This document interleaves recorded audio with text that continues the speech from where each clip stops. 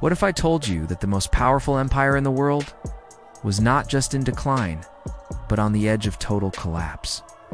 We see Rome as a symbol of strength, but hidden in its history is one of the most catastrophic periods of all time.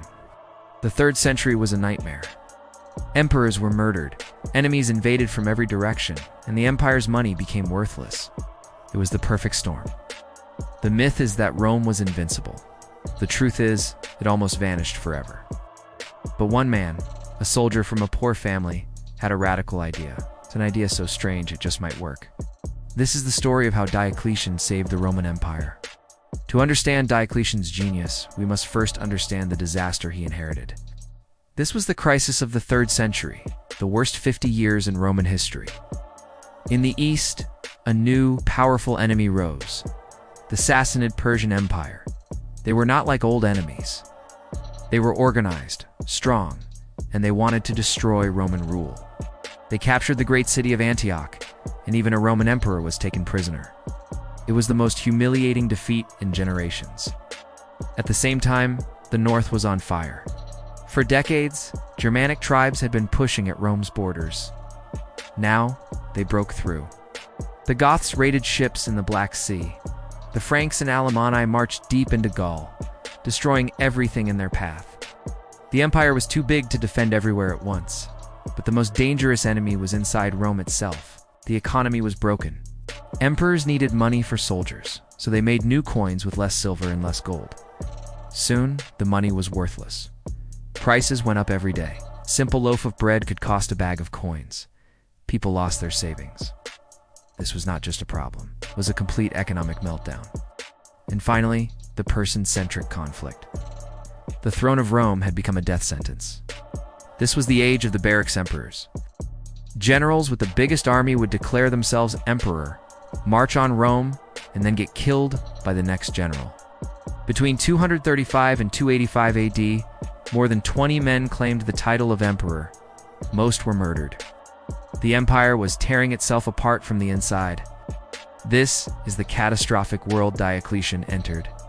In 284 AD, Diocletian became emperor. He was a tough, practical soldier. He saw the problems clearly. He asked 2 simple questions. Why did the old system fail? And how can we fix it? Why did it fail? First, one man cannot rule an empire this huge alone. It's impossible to be on the German border and in Persia at the same time. Second, the army chose the emperor with violence. There was no stable system for passing power. This guaranteed civil war. How did Diocletian fix it? His solution was radical. He called it the Tetrarchy, which means rule of 4. He decided to share power. Imagine a company with 4 CEOs, each responsible for a different part of the business. This was Diocletian's idea for Rome. He appointed a cumberer, an old friend named Maximian. They were the 2 Augusti, or senior emperors. Diocletian would rule the richer eastern half, and Maximian would rule the western half. But that was not all. Each Augustus chose a junior partner, a Caesar, to help them and to be their successor. Diocletian chose Galerius, and Maximian chose Constantius. Now the empire had 4 leaders. Each had their own capital, their own army, and their own region to protect. The scope of the problem was now manageable. When the Goths attacked in the north, Constantius was there. When the Persians threatened in the east, Diocletian and Galerius could respond quickly. The Tetrarchy put an emperor where the trouble was. This made the empire's borders strong again for the first time in decades. Most importantly, the Tetrarchy solved the problem of succession. The plan was clear.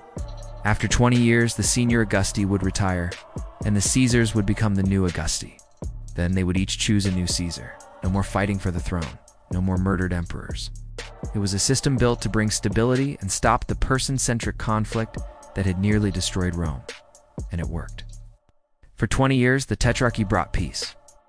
Diocletian and his partners defeated Rome's enemies, pushed back the invaders, and secured the borders. They tried to fix the economy, reforming taxes, and even setting maximum prices for goods. While some of his economic ideas failed, the empire was stable. The chaos was over. Diocletian had given Rome a second chance, but there was a hidden weakness in the system. Tetrarchy depended on men accepting their role and retiring when their time was up. In 305 AD, Diocletian did something no emperor had ever done. He retired. He forced his cumberer Maximian to retire as well. But power is addictive. The new Augusti, Galerius, and Constantius had sons, and these sons did not want to wait. They believed power should belong to family, not to the system. The old person-centric conflict returned. When Constantius died, his troops immediately declared his son, Constantine, as emperor. In Rome, Maximian's son, Maxentius, also took power. The Tetrarchy broke down, collapsed into a new civil war between the sons and the chosen successors. The system was brilliant, but it could not completely control human ambition. So, did Diocletian save the Roman Empire? The answer is complex. The Tetrarchy itself did not last. But Diocletian's reforms stopped the immediate collapse. He ended the crisis of the 3rd century.